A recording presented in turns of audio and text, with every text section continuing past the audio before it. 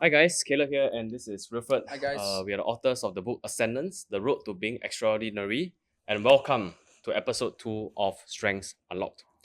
So in this podcast series, we aim to center our discussion around Clifton Strengths Finder, and that gives us a direction and indicator on how we can focus on working in a way that energizes us.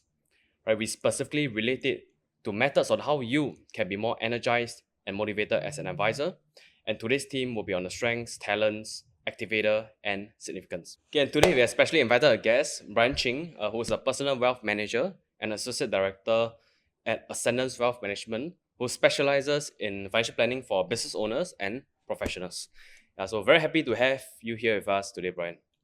Thanks, Caleb and Wilfred, for the invite. Right, I'm happy to be here as well. Yeah, so before we continue with this podcast, maybe Wilfred, passing to you, could you define the strengths that we're covering today, the two talents, activator and significance? Sure. So for Activator is a talent that focuses a lot on taking action, like what the word describes. So for someone who is high in Activator, they get energized by taking action on tasks. In fact, if you want them to slow down and think before acting, it is very tiring and de-energizing for them. So sometimes they are described as people who are very impulsive if they do not know how to regulate their talents well. But in fact, for these people, just want things to happen as soon as possible. So for significance, these are people who are yearning to make an impact. They are energized when they know that the work that they do, the things that they say, the projects that they embark on, have a huge impact in the community that they are serving. But sometimes when they are overly critical of themselves, if they do not get the recognition and the appreciation from their stakeholders and their customers. So I'm very happy to have Bryan here today, where we can dive deeper into a specific example on how he has been using these strengths in his work as an advisor. Right. Okay, so Bryan, in your job as a advisor, in the team of Activator, how do you think it has helped you in your work so far, or how has it been holding you back in making you feel more energized in your work as an advisor? Yeah. Right. So I believe that naturally as an advisor, right, we have 1,001 things to do. Like we honestly have, like the job scope is never ending, and we have a lot of things to do, Yeah, from reaching out to endless, clients, yeah. endless, right? So what I think that an activator strength allowed me to do a lot is applying instantly, at the speed of thought, and making sure that I am consistently on the ball with regards to the new trends. And once I have an idea, I'll try to execute it as fast as possible, right? I mean, naturally, as a very new advisor, when I joined the industry, I think a lot of it was implementing what I was learning as quick as possible, because I think a lot of times when we are new to the industry, a lot of people struggle Yeah, to take action. take action and implement, because they're very scared to fail. Yes. But I failed a lot at the beginning of this industry. I think that it helped me grow as I try implementing as quickly as possible. But of course, sometimes on hindsight, when if you were to implement too quickly, you could have maybe to some definition to other advisors, it could be burning of leads, right? It could be of like Yeah. not delivering the best that it could be at the beginning in the career, right? But I believe that it's all like a learning process, right? And that was how I would say helped me grow as quickly as possible in this industry. And of course, learning from great mentors, right? I think that allowed me to thrive, right, using the activator strength, and allow me to implement these ideas, so that, because I think it's a very rapid paced industry, so if you're not going to execute this idea, another person is going to do it. Yeah. And by the time you're going to use it, it's probably exhausted already. Yeah. So you wouldn't think about the worst case scenarios and the best case scenarios, and you wouldn't think too much into the consequences before doing something? I think, in fact, like I do consider these things after facing certain challenges previously. So at the beginning, maybe not, but right now, when I'm running more projects with experience as well, I think that it's not to consider it for too long. But once we have actually made a discussion and we have already considered the different blind spots that we might have, so sometimes it's good to also bring in a few other people on the projects to support you, right? Yep. Because naturally it's a complementary thing, where some people are able to see certain things that you don't see. Yep. But you're able to execute it really quickly. Yep. Right. So I believe that when it comes to project management or executing of ideas, it's always good to bounce this idea as an activator to different people, right? But of course, within the next few hours, right, when you have spoken to a few other people, I would think that you could take action from there, which is to unlock your own strength and not hold yourself back. Yep. Yeah, because I think that's what I would say is always progression over perfection, right? Mm. So from there we can actually progress together and learn together. Mm. Yeah. You mentioned that at the start of your career, there were some challenges and some failures, right? So, what were some of them, and how do you deal with them using your strengths?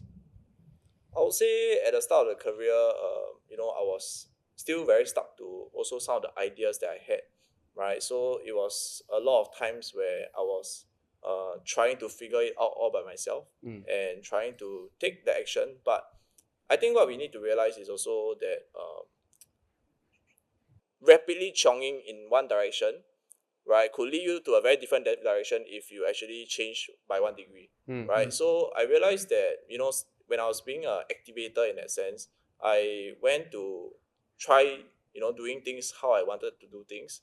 And I think that I needed to pivot, right? And I realized that I was going in a relatively wrong direction. So in that sense, it became counterproductive, right? So I think for activators, a lot of times we are very quick in taking action, but sometimes it becomes counterproductive because we are just executing it in the wrong direction, and we end up wasting our time, and we end up being de-energized, right, for not getting the results that you want to get. Yep. Yeah. So I understand from our interactions that you actually wrote a book called The Retirement Roadmap Yeah. in 2022, if I'm not wrong. Yeah. So what was how were you using your strength as an activator to write a book? Because it's a tedious task to write a book. And I know that there was a guide that you wrote for like your friends' parents to do proper and more robust financial planning. Yeah. So how did you empower yourself to do it, and was it the right decision to do it? I would say that when I actually thought about writing it, the activator in me, yes, definitely wanted to really get it started and writing it, but I also had a lot of inertia. I think what inspired me was also when Wilfred and Sing Hong, they all wrote the adulting book. I thought that it was a very, very helpful instrument for the young adults. But there's not anything that has been done for the pre-retirees or the retirees. So I thought of this idea to actually write the book. And I would say that there there's no tangible mileage that you can really count towards this book. I think ultimately it also maybe links towards the other strength of mine, which is significance. Maybe I wanted more recognition, possibly, right, towards being able to impact people, right, other than like educate them, right, other than just being a financial consultant, right. So I would say that this retirement roadmap, I don't have a number that I could put to it about whether it was worth or not. I would say that ultimately, I would say is an asset that we could be constantly using. Of course, with many changes in the market, we got to constantly rebrand, and I would think that I don't regret doing it. And I think, of course, there are learning points that I could have make it better, right? And it's still not perfect. I would think that we could even relaunch a new version and consistently make it better. So I would say this book was something that taught me how I could actually because I think what I could have done better, right, was because I started this at a very early stage of the career. What could I have done it better was to actually ensure a more proper launch of the book, right? Because I But the think activator in you just wanted to launch it yeah, as soon as so possible. I'll say that that was something that I always look back hindsight. Oh yeah, I could have done this better. But I'll say that what's done is done, and right now I think that it's helped me somewhat to some extent, and some got me some clients along the way, which I really appreciate. Yeah. So when you say that, in hindsight, when you look back in hindsight, you realize, hey, should have done this the other way around. So, are there any systems you're implementing now, to like stop the activator from activating too fast and to make it into a more mature form? Yeah.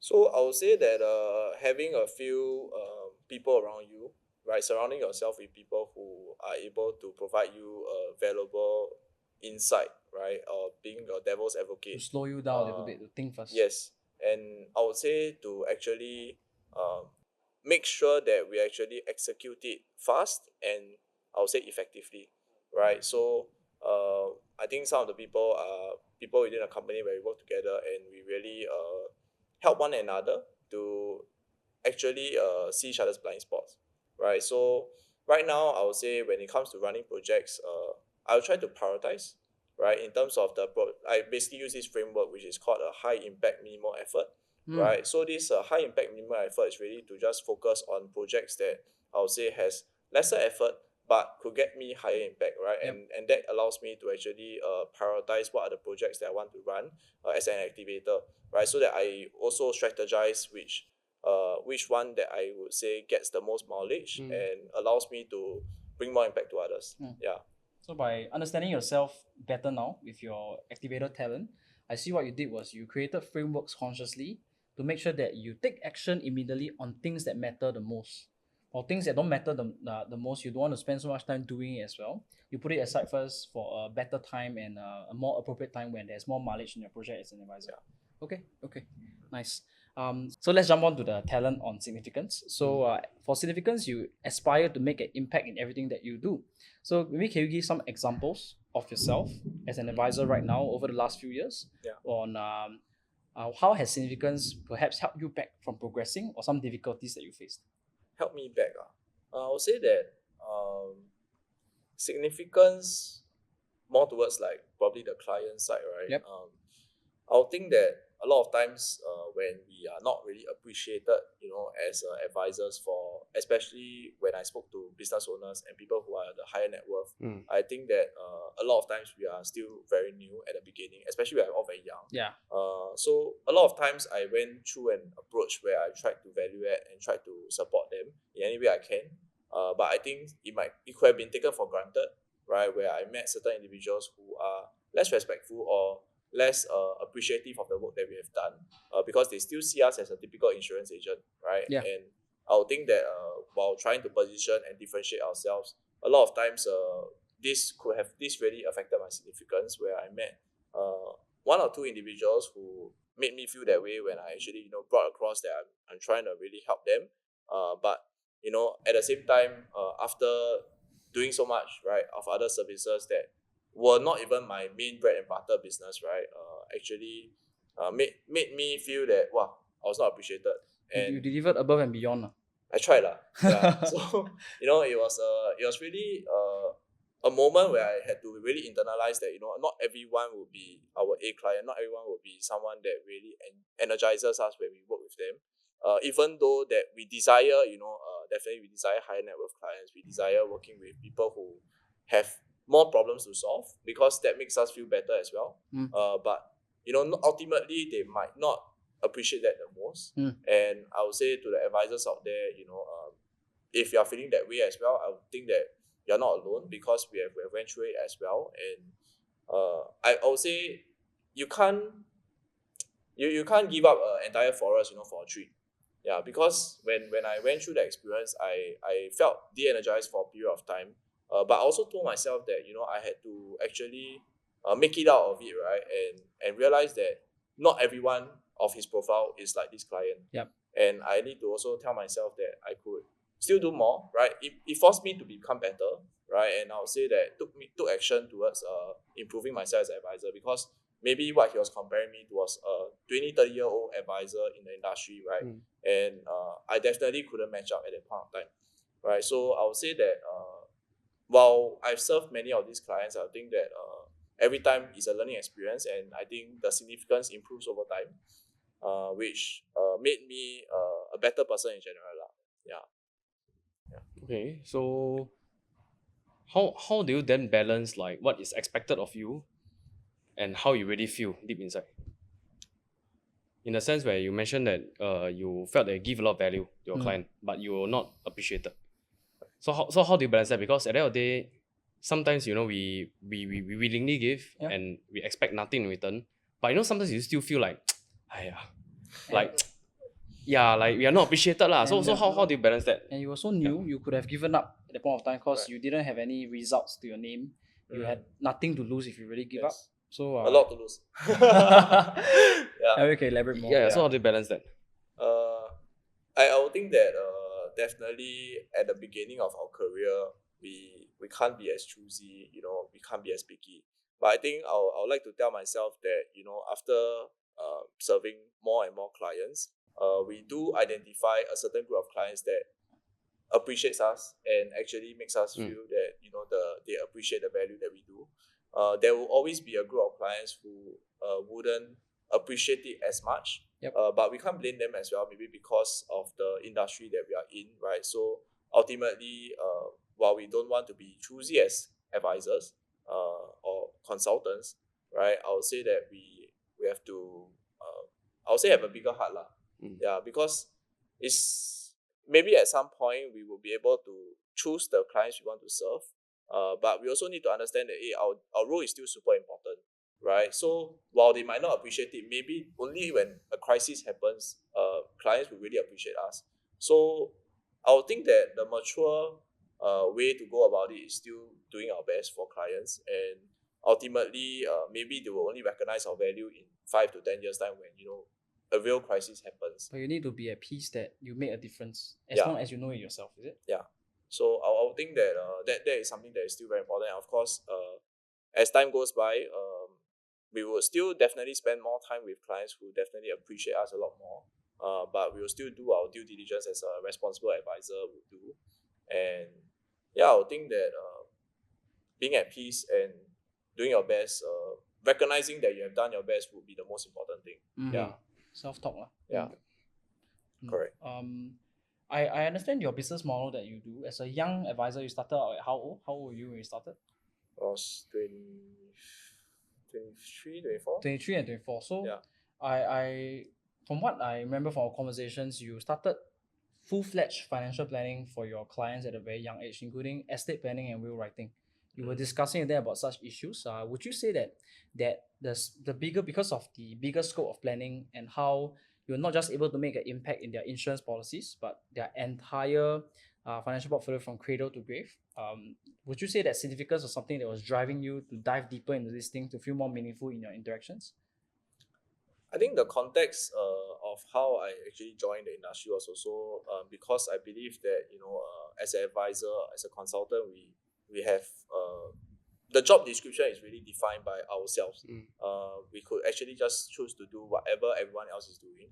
I think from a business standpoint, it was to firstly, of course, to differentiate myself. On a significant portion, I would think that I saw that in this industry, we could decide what type of advisor we want to be, and being someone who believed that the industry could have been changed and improved. I wanted to take it upon myself lah. So it's such a high significance thing to say. Nice. Yeah. So I mean, as YN as it sounds lah, I would think that I wanted to Yeah, I believe you. make it make a change lah in a sense. Yeah. So I mean, estate planning was a very daunting thing. It was something that I really didn't expect to start off with, because a lot of my friends were still students. Yeah. A lot of them were still very busy working hard for their grades and stuff. So not many people were really concerned about their financial planning, right? So I took it upon myself to really focus on the other side of the spectrum, which is estate planning, which I realized that a lot of the certifications couldn't teach you on plain sight. So a lot of it is still on the job and really learning, Experience and lah, experience, right? To bring To do upon first lah. this significance lah. Yeah. So to summarize everything up, right, do you have any word of advice for someone who is listening? There's a talent, significance, and activator. So I would think that for anyone listening to this, with activator or significance talent, sometimes I would say that you might be in a shadow in financial advisory right now. You might be not performing the best that you want to be, and a lot of times at the beginning, especially when I was not performing the best myself, I actually asked myself, if I were to be in a different career right now, I would have probably achieved this and that. And sometimes you might put yourself down and constantly be in that rut lah, I would say. Right? So one way is really what I did right at the beginning was going around, in my office to actually give ideas and share ideas with different people, right? Cross-share ideas. Because I realized that, I might not be in a best position, but ultimately you are still a more experienced advisor than a person who just joined the industry. So that helped me a lot, to actually make me dive deeper, in what are the things I could explore, what are the projects I could do, and actually help me to take more action, right? So effectively, while I was able to help someone who was newer, right, I was also able to help myself, right? So sometimes when we think that, we are always helping others, and a lot of times we are contributing back to the agency, a lot of times I would think that we are also helping ourselves indirectly, right? So I would think that being immersed with the culture that you are in is really important, right, to build a better foundation to this business. Yeah. So I think to wrap up this entire episode, what Brian shared with us so far was that whenever he felt de-energized, demotivated, and discouraged by some uncontrollables like how his clients treated him, what he focused on was to ensure that he took action on the activities that are high impact. Okay, so he put aside the obstacles that he faced. He focused on doing the high impact activities to ensure that because taking action energizes him as a high activator. So he decided to stop thinking and start continue to commit to action. And this doing, he actually committed to learning by doing as well. At the same time, whenever he felt insignificant, and he felt like he wasn't doing a good job, he started going around in office to make an impact to the people around him, to make him feel important, to fit his significance. From there, it But reminded not him blind of leading who the he blind.